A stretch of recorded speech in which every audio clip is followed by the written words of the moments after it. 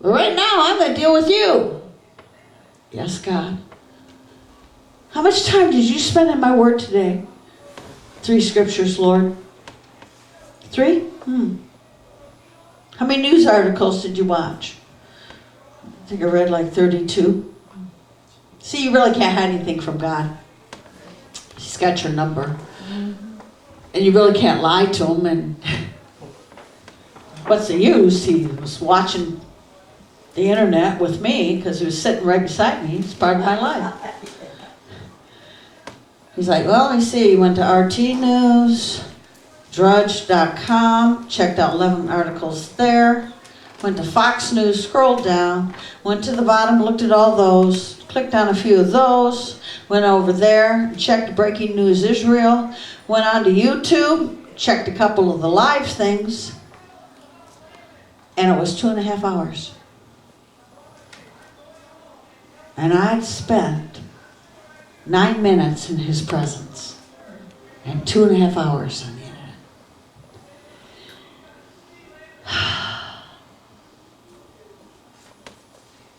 You know, as I was preparing this and looking it up, and it was like 12 hours of prep. And I thought, Lord, I'm going to screw this up big time. Because I don't think I can preach about serving a one true God if I have any other gods before you. I might not be a tree hugger and serve 4-legged critters. But do I have other gods before you? Do I spend any time in worship with you before I begin my day? Or is my day so hectic and busy that I don't breathe you in and breathe you out anymore, God? You're not number 1. You're 42 on the list.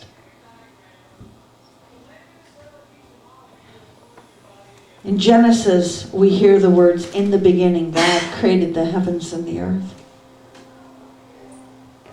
He's the creator and I'm his creation.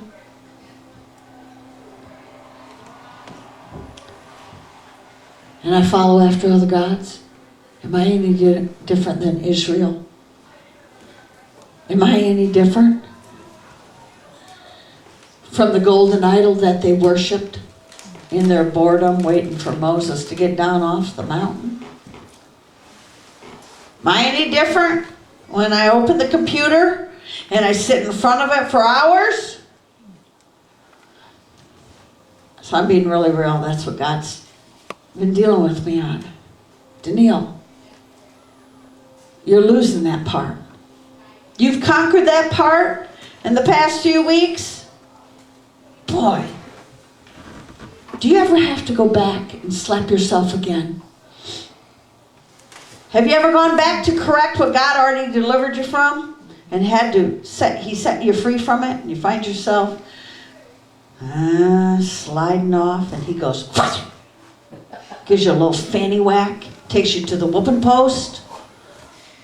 Well, so now that I'm confessing to you, if God takes you to the whooping post and tells you to put him first, please listen. Amen. I have to listen. It's not enjoyable to get corrected by God, but when he does it, I appreciate him. Amen.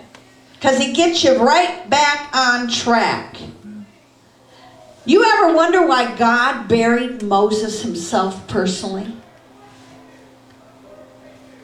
In Deuteronomy 34, verses 5 through 7, it says, so Moses, the servant of the Lord, died there in the land of Moab, according to the word of the Lord. And he, capital H, buried him in a valley in the land of Moab, opposite Beth Peor. But no one knows his grave to this day. Moses was 120 years old when he died, and his eyes were not dim, nor his natural vigor diminished. Moses died very easily. He died at the will of God. And the place of his burial is not known because God himself personally buried him. God buried him. No place in the Bible does it say God buried any other person but Moses. It does talk about Enoch. God took him, and he was not. He was called a friend of God. Talks about Elijah, who was taken off the earth in a whirlwind. Neither one of those two men were allowed to be worshipped before God. And Moses, he said, you ain't gonna know where his grave is. Because he knew the Jewish people would set up a big monument to go and worship Moses. He said, there's not going to be any other gods before me. Moses, I'm going to bury him myself. Wow.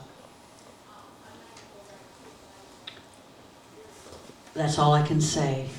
So no one knows where his grave is, because the Israelites were good at making idols. So 3 men are missing that have no burial spots.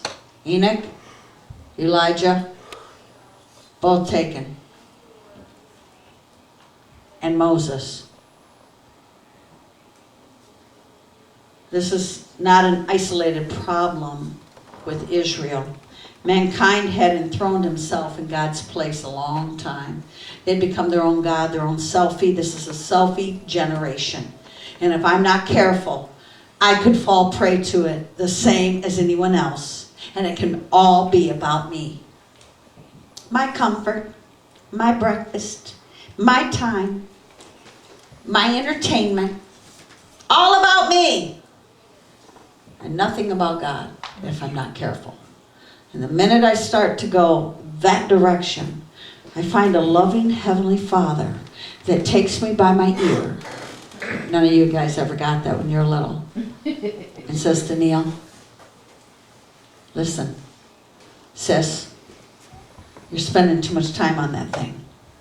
You're spending hours on that little box in front of you. Get a grip. Back it down.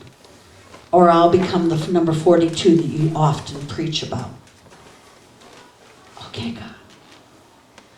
Thou shalt have no other gods before me. Are you putting other gods before me, Deneille?